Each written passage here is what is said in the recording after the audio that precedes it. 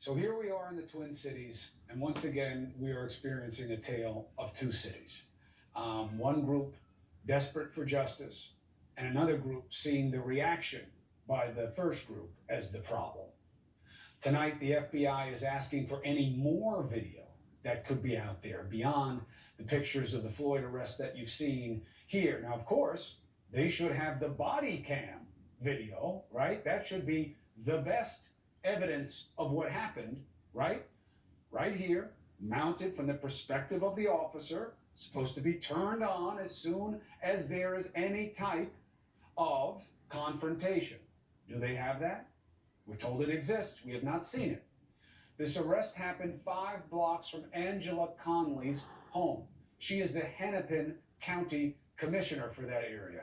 It is good to have you on primetime. I am sorry it is right now, but I am not sorry that we are talking about what must be discussed. Thank you so much for having me. This is a very important discussion.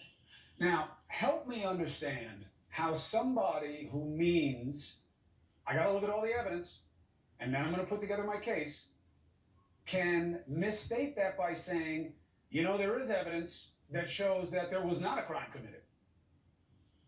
First of all, it's irresponsible to do that. We have been calling out County Attorney Mike Freeman. In my role as a county commissioner, this is my fellow elected who works down the hall from me, who is responsible. Now, the world is watching him and the decision that he makes. And for many, many years now, communities, especially communities on the north side and south side of Minneapolis, where I represent, have not trusted his decision making. So he's got to show us that he is serious about this, and misspeaking like that gives people doubt. We can't settle right now for anything other than a charge, an arrest, and a conviction. And quite frankly, it's taking too long.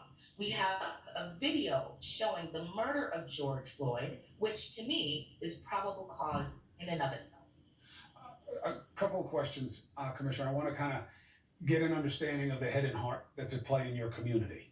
One, do you trust that he did misspeak? Or do you think it was corrected after the fact and he said what he wanted to say? You know, that's difficult for me to answer. What we've seen in the past, we've had Philando Castile, we've had Jamar Clark, we have had Thurman Blevins, and we have seen how some of these remarks can be misstated or can be clarified later. But when you're in that moment and you are a leader, you are the prosecutor for Hennepin County, you are the DA, it is your responsibility to speak correctly. You have to have your words correctly. You cannot instill doubt into a community that is already hurting, that is already grieving in the ways that they see fit, by saying something as irresponsible as, we may have evidence to the contrary. The evidence lies in that video, and we all watched all 8 minutes of it, and it is murder. I understand prosecutors jumping to charging. That's their job, okay? They do the charging. But you raise a very interesting question. There are many members of your community that get arrested before they get charged. They don't get to wait at home until, even if they get fired for doing something at their place of work, they don't get to wait at home usually waiting to be charged. How is that playing in the community, that there has not been an arrest, meaning a finding of probable cause, much lower standard than anything else?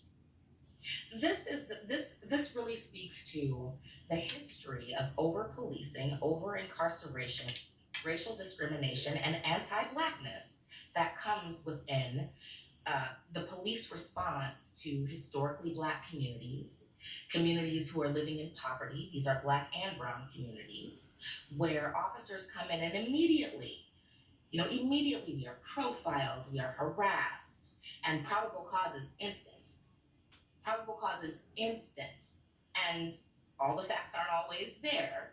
But this is how we are treated, and we have been treated this way for so long, which is why you see so many different expressions of grief.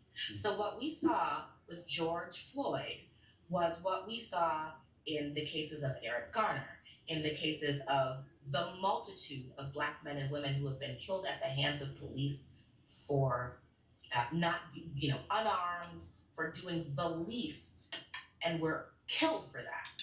So seeing officers who are let off and being on paid administrative leave, of course they should be fired. But this is probable cause, which means they could be arrested tonight if it that way.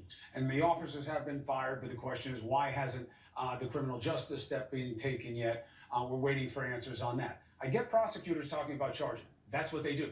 But the chief of police can speak to it, certainly. Now, I know this is a tough time, Angela, but if our interest is in trying to avoid the repeat of a cycle that I have lived through, and I know you have lived through way too many times. We've seen what's happening on your streets. We've seen it happen. We understand why it's happening. But let's have just real talk for 1 second, where you engage a lot of people in this audience who are part of the majority, right? We've got a minority and we've got a majority in this country. And it is like two different worlds to situations like this. And here's what they're being told, okay? Man, these African American people, man, this happens every time. They overreact. They don't let the system do its job. The guy didn't comply with the police, and now they burn down their own neighborhoods. Doesn't even make sense. And they're creating crimes, and they're saying they're upset about crime. I mean, what is going on?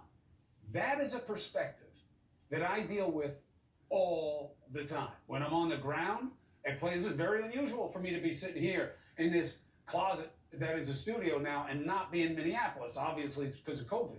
And we have good people on the ground right now, actually better than I am. But what do you say to that perspective on this reality? I don't think a lot of people understand mass incarceration. I don't think people understand the history of policing in our country and what it was designed to do. I don't think people are ready to say things like white supremacist, institutional, racist behavior. People aren't ready for that. It causes people They to see be one defensive. case. One case. Okay, it's bad. I Okay. saw it on video. This is a bad one. These cops are right to be fired. If they have to have a crime, I understand. This is bad. It's one case, though. What is all this other 400-year talk? Why do we have to have this talk? Now in the day of social media where things are caught on video, we've seen over the last 5 or 6 years with the Black Lives Matter movement that now that things are becoming more within the public eye, we used to be killed, without video.